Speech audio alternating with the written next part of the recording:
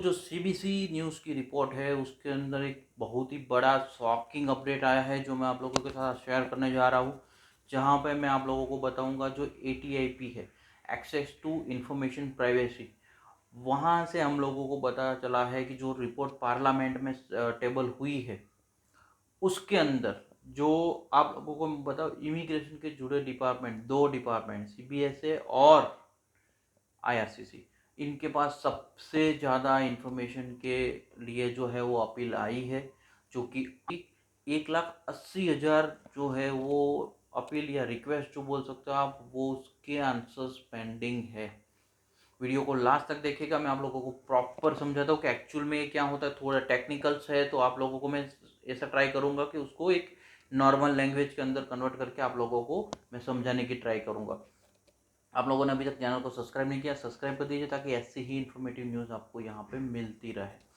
मैं आप लोगों को बताऊँ, जो कैटलिन मैट्रेट है, जो कि इंफॉर्मेशन कमिश्नर ऑफ कनाडा है, उन्होंने जो रिपोर्ट सौंपी है, टेबल की है, वहाँ से एक बात पता चली है कि जो एटीआईपी होता है कनाडा में, जिस तरह अपने इंडिया में आरटीए होता है उस तरह कनाडा में एक एटीआईपी होता है, एक्सेस टू इंफॉर्मेशन प्राइवेसी।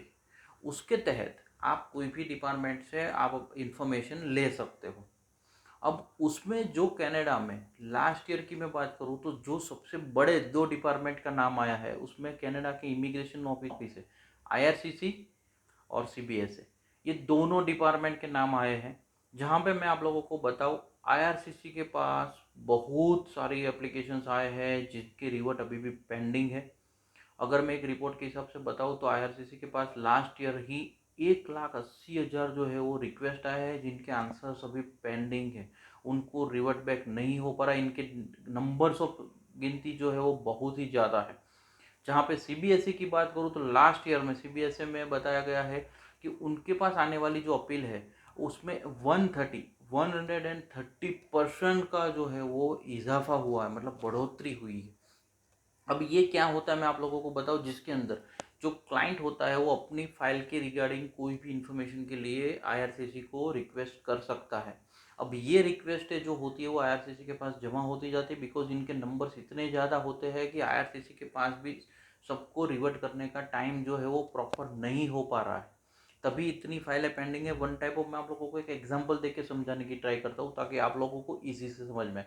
जैसे स्टूडेंट वीज़ा होता है, आप लोग कैप्स नोट मंगवाते हो, वो जो कैप्स नोट आते हैं वो एक वन टाइप ऑफ रिक्वेस्ट है जो इमिग्रेशन को पहुंचती है। जैसे अगर आपने कैप्स नोट भेजा आईआरसीसी को तो आईआरसीसी के पास वो एक अपील के तौर पे गई, वो एक रिक्वेस्ट के तौर पे गई।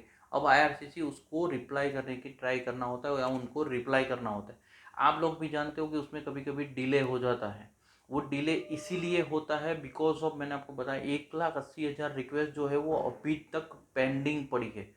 तो वो अभी बहुत ही बड़ा एक नंबर है जिनको क्लियर करते करते आईआरसीसी को थोड़ी मुसीबतें हो सकती है। इसलिए ये बहुत ही शॉकिंग जो अपडेट है, ये बहुत ही शॉकिंग लग रही है हम लोगों को भी अपडेट की इतनी सारी रिक्वेस्ट अभी भी पेंडिंग है।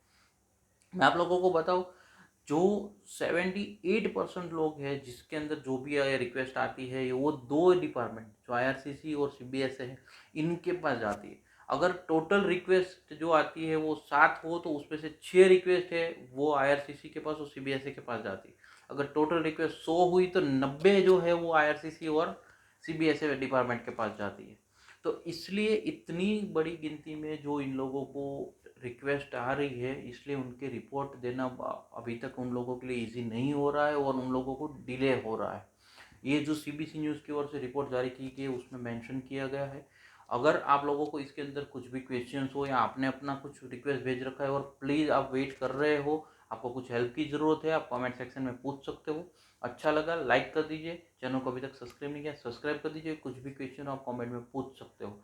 और अगर आपको कुछ भी हेल्प की ज़रूरत हो, आप गाइडेंस चाहिए, मेरी टीम का कांटेक्ट कर सकते हो। Thank you so much. जय हिंद, जय भारत।